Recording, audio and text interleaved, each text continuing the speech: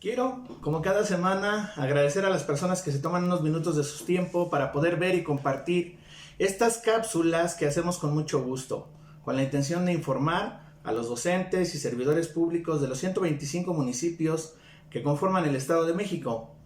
Esta semana decidimos realizar la cápsula a petición de Carmen Castro, que solicitó en el video que hicimos sobre la ley del ICEMIN 1994 tomáramos la particularidad del tema de pensión por fallecimiento. El apartado de pensiones para los que pertenecemos a la ley 1994 aparece en su sección sexta, pensión por fallecimiento. Hablaremos entonces a partir del artículo número 94, donde dice que la pensión por fallecimiento se genera a partir del día siguiente del deceso del servidor público o pensionado. Artículo 95. Una pensión por fallecimiento equivale al 100% del sueldo base presupuestal que el pensionado percibía al momento de ocurrir el deceso. Artículo 96.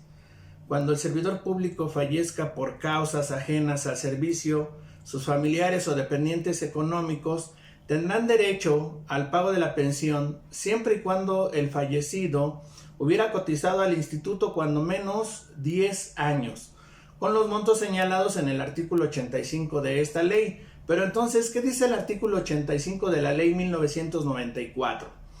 Si el servidor público cotizó cuando menos o al menos por 10 años, el monto de la pensión será el equivalente al 45% de su salario. Si cotizó durante 11 años, será el 46%.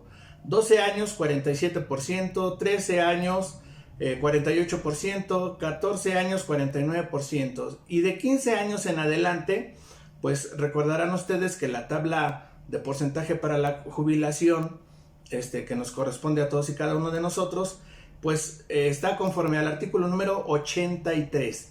A partir de los 15 años de servicio, entonces tendríamos que ir al tabulador del artículo 83. Artículo 89. Cuando un pensionado por jubilación fallece, sus familiares o dependientes económicos tendrán derecho a recibir el pago de una pensión equivalente al 80% de lo que disfruta o disfrutaba el pensionado al momento de su deceso. ¿Por qué del 80%? Porque ya no se encuentra el servidor público con vida. Y a partir de ahí, este monto se ajusta cada ocasión que acontezca, según el orden de prelación, un hecho que requiera ser ajustado. Y lo vamos a platicar en un momento. Artículo 99. ¿Cuál es el orden de prelación? Primero, el cónyuge, es decir, la esposa, el esposo. Segundo, hijos menores de 18 años o menores de 23, siempre y cuando estos estén cursando su formación, educación media superior o superior. Tercero, a la concubina o concubinario que acredite haber vivido en su compañía durante los últimos 5 años que precedieron a su fallecimiento. En algunas charlas que hemos tenido, en algunos espacios que nos han permitido platicar, la recomendación siempre es, de verdad, compañeros maestros, servidores públicos de los municipios, cásense. Es menos complicado que el familiar beneficiado pueda hacer el cobro adecuado, pertinente de la pensión. Si ustedes están casados, que toda la papelería y situaciones que tiene que comprobar, si usted es su concubino o concubina, y notarías, jueces, juzgados, se vuelve una condición verdaderamente complicada o engorrosa en los trámites. 4. A falta de todos los antes mencionados, los padres.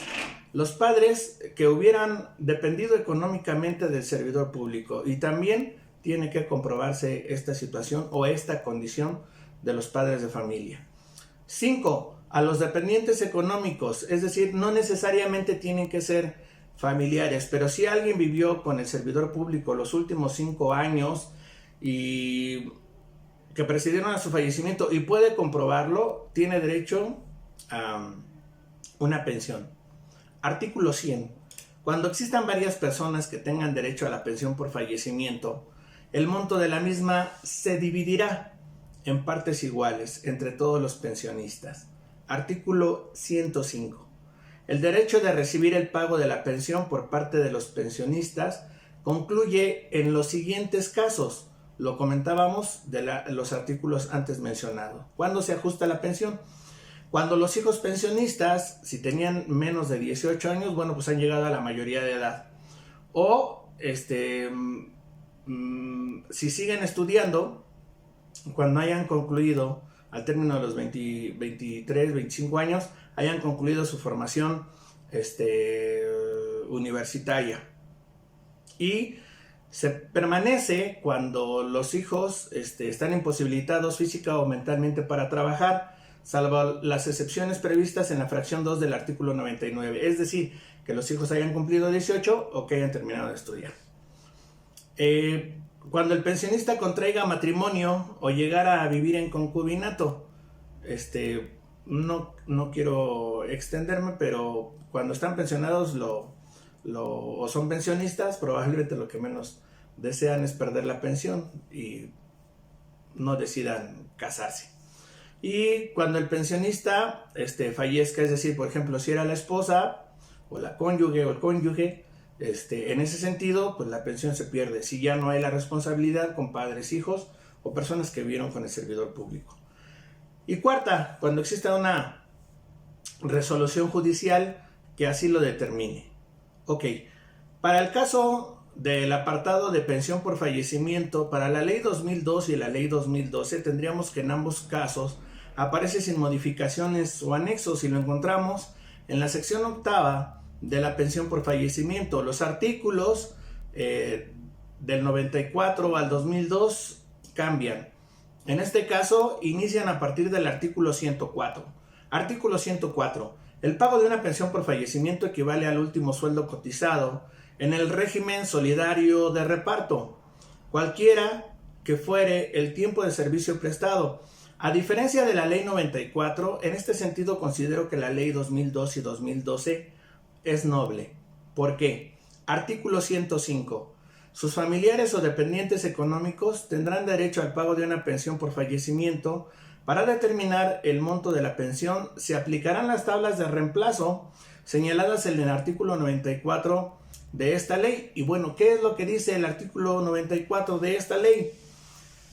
Fíjese, cuando hablo yo de que lo veo un poco más noble, de 1 y hasta 5 años de servicio, es decir, usted tiene derecho a una pensión por fallecimiento a partir del primer año de trabajo y hasta el año 15, 40%.